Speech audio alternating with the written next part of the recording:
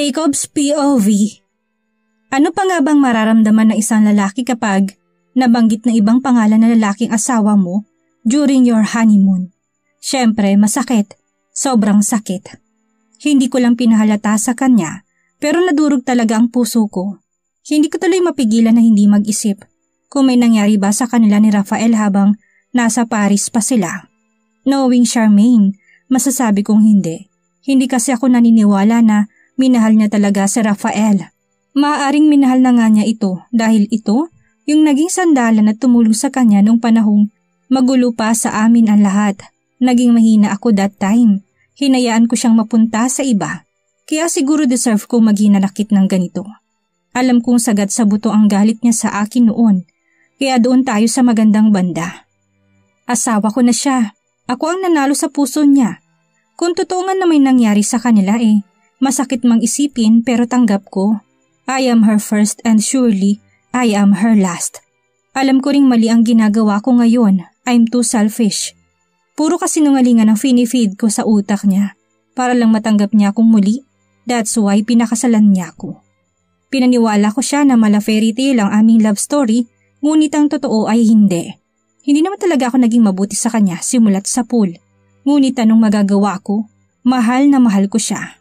Kinabukasan, nauna ako magising kay Charmaine, kaya naman sinamantala ko muna ang oras na pagmasdan ng malaanghel niyang muka. Nakakatawa lang kasi, handa kong sayangin ang oras ko sa pagtitig lamang sa kanya.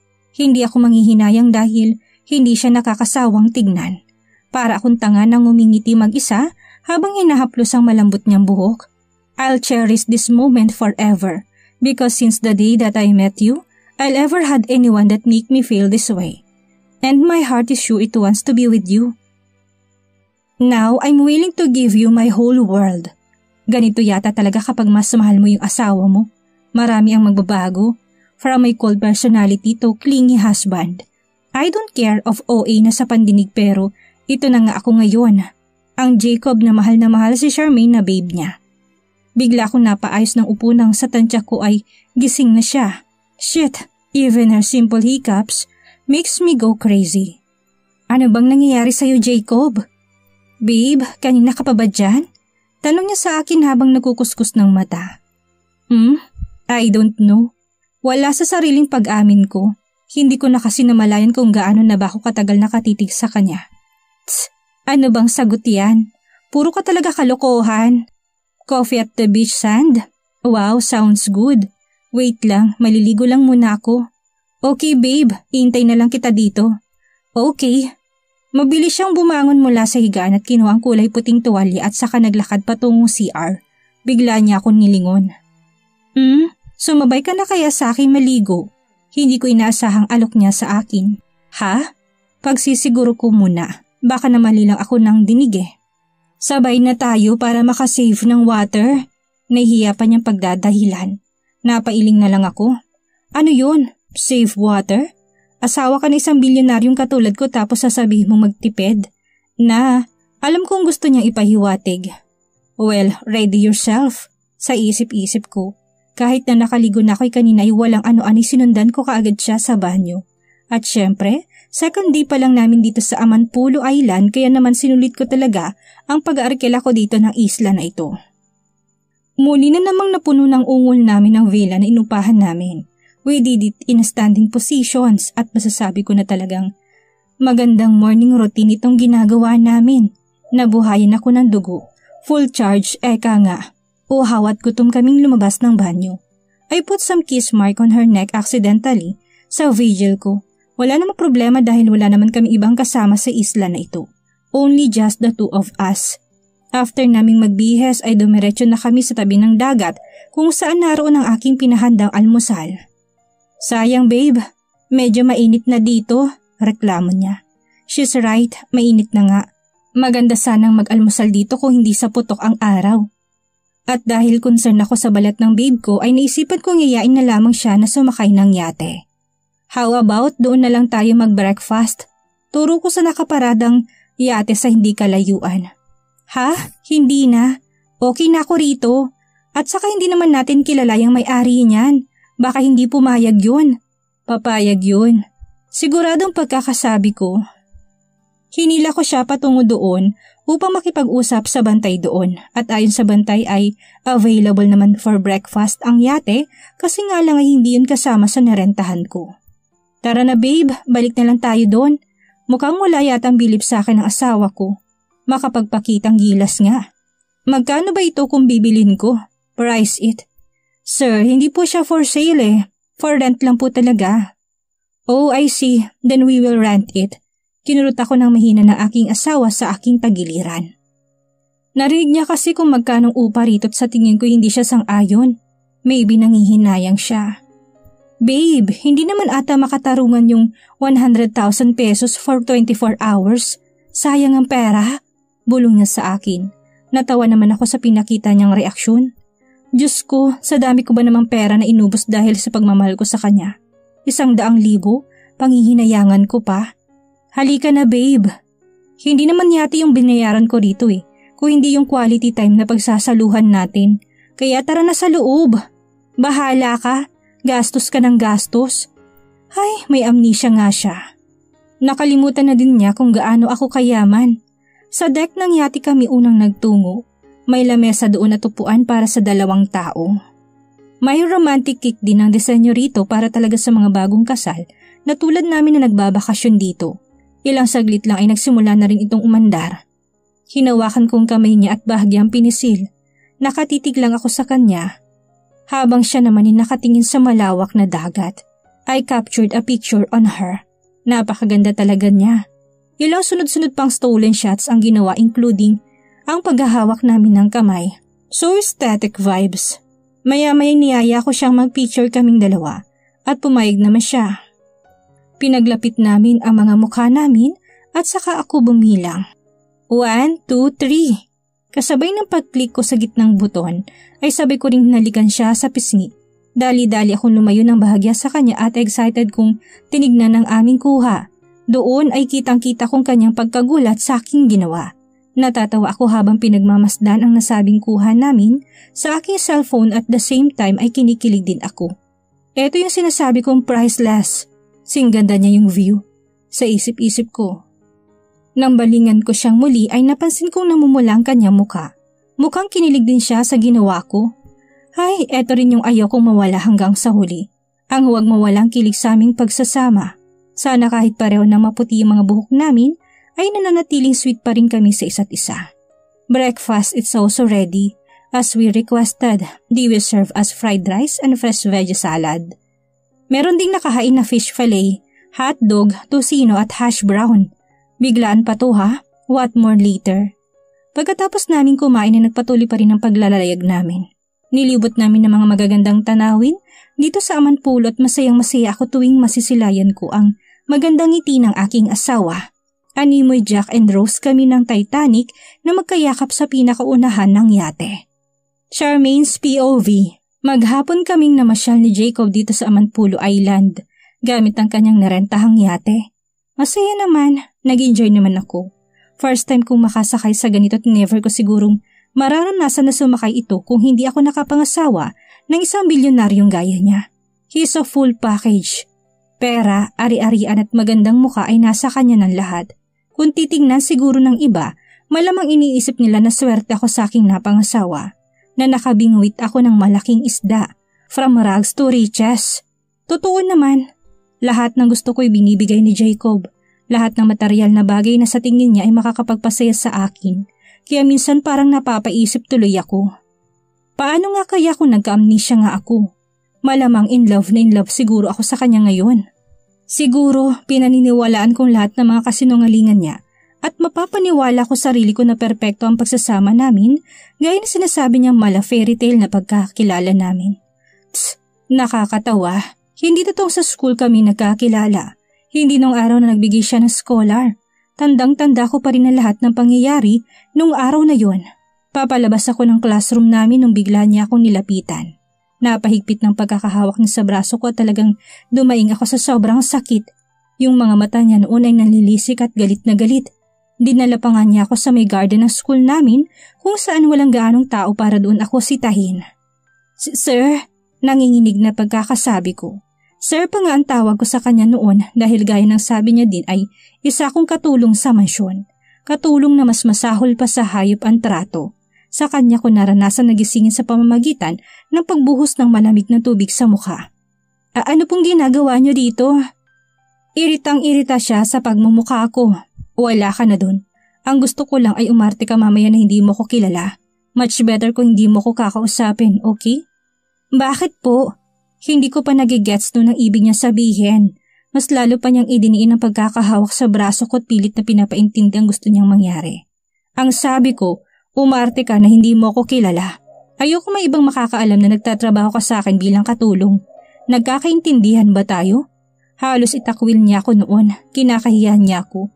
Kaya the nerve para sabihin niyang nung araw ko siya na yun nakilala. Oo po. Pulang-pulang braso ko matapos bitawan ni Jacob that time. Napaiyak na lang ako sa isang sulok hindi dahil sa sakit ng pagkakahawak niya sa akin, kung hindi dahil sa parang alam ko na hindi niya ako pipiliin na maging scholar. Isa yun sa mga araw na iniyakan ko ng husto. Napakahirap na mga dinanas ko sa kamay niya, physically and emotionally. Samantala, hindi ko na namalay na kanina pa pala ako kinakausap ni Jacob. Babe, I said let's go inside. Gabi na, malamig na dito. Nandito kasi ako sa front deck ng yate at nakaupo. Isang pilit na ngiting ginawa ko bago ko siya sagutin. Okay lang ako dito. Gusto ko talaga magpahangin. Sabay lingon ko sa gawing kanan. Pagbaling ng tingin ko doon ay meron akong nasilayan ng mga kulay puti at dilaw na ilaw. Mukhang Boracay ang style ng islang yun. Maraming tao at mukhang masayang pumunta doon. Gusto mo bang pumunta doon? Tanong ni Jacob sa akin. Napansin pala niyang napatagalan tingin ko doon. Alam kong isang tango ko lamang ay mabilis kaming dadaan doon. Yes, maikling sagot ko. Then I will take you there, babe. Ang totoo gusto ko doon kasi gusto kong uminom. Gusto kong makihalubilo sa mga tao dahil umay na ako kay Jacob. Palagi siya nakadikit sa tabi ko. Okay sana kung mahal ko pa siya eh. Kaso, kada minuto'y kailangan kong pagtiisan ng lahat. Pagdating namin doon ay kaagad ang sumalubong sa amin ang maingay na tugtog. Mukhang pansamantala kong makakalimutan ng mga problema ko rito. Kaso hindi rin pala dahil nakadikit sa akin ngayon, ang problema tayo ng aking asawa. Are you sure na gusto mong talaga dito? Mabilis niya akong inakbayan dahil marami kaming nakakasalubong na mga lasing. Oo naman babe. Ewan ko ba kung gawain ko na ba ito dati pa pero hinihila ko ng paa ko dito. Babe, you are not a party goer. Sa tagal ng pagsasama natin, ni minsan na hindi ka pumunta sa ganito. Palagi ka lang sa mansyon. Talaga? Totoo? Wala akong kaibigan na nag-aaya sa akin? Wala, babe. Tama naman ang lahat ng sinasabi niya ngayon. Never nga talaga akong umattend ng party. Yun yung nasa poder niya pa ako. Pero nang naging kaibigan ko si Rafael ay doon ko natutunan na pumunta sa mga ganito. Naglungkot-lungkutan ako. Kaya pala ano? Bumuga muna ako ng hangin. Kaya pala parang may kulang dito sa puso ko eh. Oo nga't nandito ka at mahal mo ko kaso mas maganda sana kung may mga kaibigan din ako. Hindi naman pwedeng palaging ikaw na lang ang kasama ko. Baka magkasawaan tayo niyan. Isa pa, may mga bagay na hindi ko pwedeng i-share sa'yo na pwede kong i-share sa kaibigan ko. Naiintindihan mo ba yung point ko? My point is, gusto ko mapag-isa ngayon. Gusto ko uminom ng wala sa tabi ko. Yung walang Jacob na buntot ng buntot. Oo, nagigets kita. You want to gain some friends. But it's our honeymoon stage. Pwede ka namang humanap ng mga kaibigan some other time. Sabi na eh. Malata akong tumingin sa kanya. Alam ko na, what if magkaroon tayo ng challenges? Challenges to test our love. Babe, ano kaya kung mag-single for a night tayo ngayong gabi? Yung iinom tayo ng bukod tapos makikipagkilala tayo sa mga taong lalapit sa atin? Makikipagkaibigan? Walang selosan ha? Wala ring usapan o pakialamanan. Paramihan tayo na makikilala ngayong gabi. 4 AM ang end ng challenges. Deal? Alam kong oo siya sa akin kahit nakikita ko sa kanya na hindi siya sang-ayon. If that's what you want, sige, deal. Pero after ng challenges na yan, ako naman ang mag-iisip ng challenge natin bukas. Oo, ikaw ang bahala bukas. Umuo na lang ako sa kanya para wala nang maraming usapin. Okay, pumayag ka ha? Oo nga. Sa wakas ay makakahinga na ako ng maluwag. Makakaiwas na rin ako sa kanya kahit saglit. Nakakasakal na din kasi eh. O paano? Gina? G. Wala na akong sinayang na sandali. Dali-dali na ako nagtatakbo palayo sa kanya at doon ako dumiretso sa bar counter at mabilis na umorder ng alak. Hindi ko na siya nilingon pa. Basta in-enjoy ko na lang ang oras na malayo ako sa tabi niya. Bawat lapag ng baso kaagad kong tinutungga, animoy hayok na hayok sa alak. Namiss ko tuloy si Rafael. Loko na yun. Kunwari pa niya akong nereretohan na lalaki, yun pala'y may gusto siya sa akin. Kung maaga lang sana siyang umamin sa akin, sana ay mas mahaba pang pinagsamahan namin. Napangiti tuloy ako ng mapait. Ang pait! Wika ko matapos sumimuli sa ikapitong baso kong shots. I can feel it on my system. Unti-unti na akong namamanhid at the same time ay lalo akong ginaganahang uminom. Ilang sandali pa'y may lumapit sa akin na dalawang lalaki. Ang isa'y katangkaran at ang isa naman ay medyo malaman. Hindi ko masabing gwapo sila tulad ni Jacob pero katanggap-tanggap naman ang pagmumukha. Generic face kumbaga. Hi, are you alone? Can we join you here? Wika ng matangkad na lalaki. By the way, I'm Carter. Nilahad niyang kamay niya sa akin. So I guess, mukhang magkakatotoo ng challenges ko kung sinabi. Medyo naasiwa ako sa klase ng tingin niya sa akin kaya kaagad ko nilingon sa Jacob. Sa bagay, wala nga palang pakialamanan. Sa isip-isip ko, mukhang nag-e-enjoy na rin naman siya doon at meron na kasi siyang kasamang mga lalaki na umiinom sa lamesa. Charmaine, at nakipagkamay na rin ako kay Carter. Charmaine, can I sit beside you? Tanong ni Carter sa akin dahil umalis na ang kanyang kasakasama kanina. May magagalit ba? Dagdag pa niya. Sure, you can join me. I'm alone here. Pagsisinungaling ko. Gusto ko nga sana mag-isa lang na uminom kaso baka pagtawan na naman ako ni Jacob kapag wala akong napangalanan ba na mga naging kaibigan ko mamaya. May usapan din kasi kami na kailangan namin magpa-picture sa kada makakilala namin ngayong gabi. Bahala na, lilipat na lang ako ng pwesto after kong makapagpa-pic sa kanya. Sa isip-isip ko. Hanggang yun na nga, napilitan akong sagutin ang mga tinatanong niya sa akin. I find it boring. Kaya nilabas ko na yung cellphone ko para makapagpa-pic sa kanya. Carter, I have to go. Anyway, I enjoy your company. Sana magkainuman ulit tayo next time. By the way, let's take a picture together as a remembrance. O okay. Mukhang bitin pa siya sa pakipagkwentuhan sa akin kaso naisip ko yung challenge namin ni Jacob. Thank you. See you next time. Matapos lang magpa-pic sa kanya, dali-dali ko na siyang iniwanan doon. Nahuli ko pa nga si Jacob na nakatingin sa amin. Samantala, sa sunod lang na pinuntahan ay meron pa akong dalawang nakilala. It's Aljon and Gab. They were twins. Medyo ayos naman silang kausap, mga joker kasi sila at nalaman ko rin na dito pala sila nakatira. They own this bar. 1, 2, 3, say please! Please! Another jokes come from Gab. Ngayon ko lang nalaman na pwede palang ipanghaliling salitang please sa cheese kapag nagpapakuha ng litrato. O paano, mauna na ako sa inyo. Okay, ingat. May hilo-hilo na rin ako dahil iba't ibang klase ng alak ang nainom ko. Anyway, okay pa naman ako at marami pa akong oras para magpag-isa. Nang lingunin ko ulit si Jacob ay nagulat ako sa akin nakita.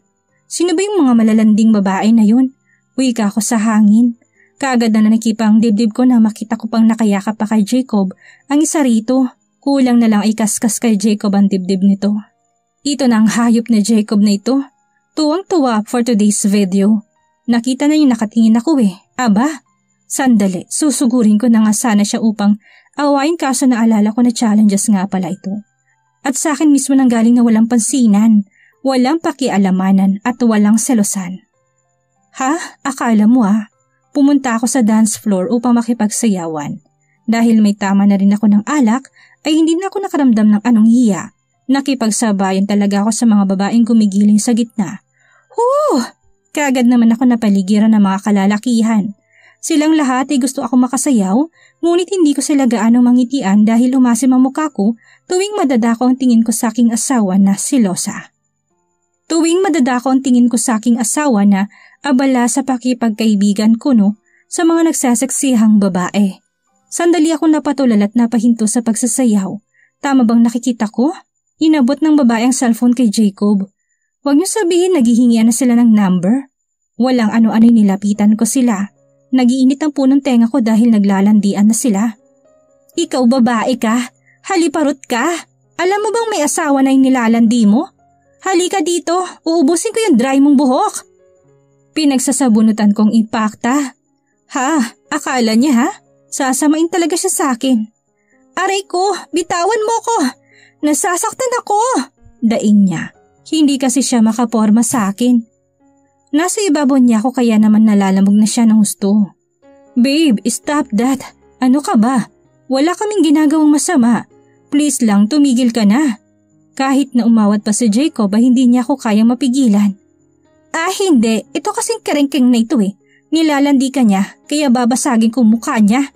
Pinagtitingin na kami na lahat ng tao at wala akong pake. Babe. Charmaine's point of view. Babe, ha? Are you alright? Kanina ka pa kasi nakatulala dyan eh. Tulala? Anong ibig mo sabihin? Kanina kasi babe, okay ka pa naman ang sumasayaw sa gitna tapos bigla ka nalang humintot na tulala. Ganun ba? Bigla ko natauhan. Nag-i-imagine lang pala ako. Nakakatawa, parang totoong-totoo ang lahat. Yung gigil ko dun sa babae is parang tunay. Nanginginig pa kasi yung mga laman ko sa inis. Enough of this challenge na. Let's end it. Look at yourself. Masyado ka ng maraming nainom. Halika na. Inakay na ako ni Jacob palayo sa mga nagsasayawan at inalalayang maupo. Nandito pa rin yung babaeng binugbog ko kanina sa imagination ko. Ano pa bang ginagawa niya rito? Panay tirik ng mata ko.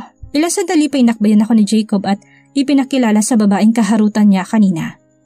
Michelle, this is Charmaine, my wife. At pagkatapos ay lumingon naman siya sa akin. Babe, she's Michelle. She's my new friend. Inilahad ni Michelle sa akin ang kanyang kamay kaso hindi ko yun tinanggap. Uma-attitude talaga ako ngayon. Hindi ko siya trip maging kaibigan. Isang peking ngiti lamang ang ginawad ko sa kanya sabay ismid. Wala akong tiwala sa mga ganitong muka. Obvious naman na attracted siya sa asawa ko. Sus, wag nga ako. Dali-dali akong tumalikod. Walk out ang peg ko ngayon. Umaasa akong susundan ako ni Jacob dahil lagot siya sa akin kung hindi. Magkaka-divorce ka agad kami. Aminado naman akong ako ang may gusto ng ganito dahil gusto ko nga makalayo kay Jacob na kahit sandali kaso bakit parang baliktad yung nangyari. Bakit parang, Babe, what is that? I thought it's just a challenge. Why you're acting weird? Tanong ni Jacob sa akin habang pilit na hinuhuli ang kamay ko. Hindi ko siya sinagot, patuloy lang ako sa paglalakad ng mabilis. Charmaine, please answer me. Ano bang nangyayari sa'yo? Huwag mo sabihin na mag-aaway pa tayo dahil lang dun. Doon ka na, bumalik ka na sa Michelle na yon. Iritadong sabi ko habang hindi siya nililingon. Maya-maya pa'y mabilis niya akong nahawakan sa aking bewang at pinihit paharap. Don't tell me nagsiselos ka. Matawa-tawa niya sabi. Napasinghap ako't napaisip. Nagsiselos nga ba ako? Sa isip-isip ko. No way, bakit naman ako magsiselos? Anong pakialam ko kahit maghalikan pa sila sa harap ko wala akong pakialam. Diyan naman magaling si Jacob Ano, bakit ako magsiselos? Hindi ako nagsiselos. Kaso be sensitive naman Jacob. Hindi ko alam kung bakit nasasaktan ako ngayon. Thinking na ganitong ginagawa ni Jacob habang hiwalay kami. He's a man at nature na sa kanila ang mambabae. Buti na lang talaga't hindi ko na siya mahal ngayon. Buti na lang talaga't pinuno niya ng hinanakit ang puso ko. Kaya nawala ng pagmamahal ko sa kanya. Buti na lang talaga. Babe, wala naman akong ginawang kasalanan. Hingi pa rin ako ng sorry. I'm sorry babe. Please, magbati na tayo. Look, honeymoon natin ngayon. Dapat ine-enjoy lang natin yung bakasyon natin dito. Babe, wag na tayo magtalo, please. Huwag ka nang magselos dahil ikaw lang ang babaeng minahal ko at never akong tumingin sa iba. Mamatay man babe. Bigla tuloy akong kinilig. Napangiti ako nang wala sa oras. Shit, nagpabola na naman ako. Tama, mas bagay sa'yo yung nakangiti. Lalo kang gumaganda sa paningin ko. Binubola mo na naman ako Hindi totoo yun. Bago pa man din kami makapanhik sa yate ay mabilis niya akong hinalikan sa aking labi. Proving na ako lang talagang mahal niya and with that kiss, I feel it. Ramdam na ramdam ko yon. The thing is bakit parang gustong-gusto ko yung pamamaraan niya ng paghalik sa akin ngayon. Habang nagpapalitan kami ng laway ay mas lalong nagiging mapusok ang aming mga halik. Na parang ako mismo sa sarili ko'y ayaw ko ring bumitaw. Ayoko matigil. Pilit akong lumalaban sa mga halik niya Kaso bigla kong naalala na dapat ko nga palang bantayan ang puso ko. Dapat ay labanan kong nararamdaman ko ngayon. Ayokong mahulog muli sa taong puro sakit lamang ang binigay sa akin.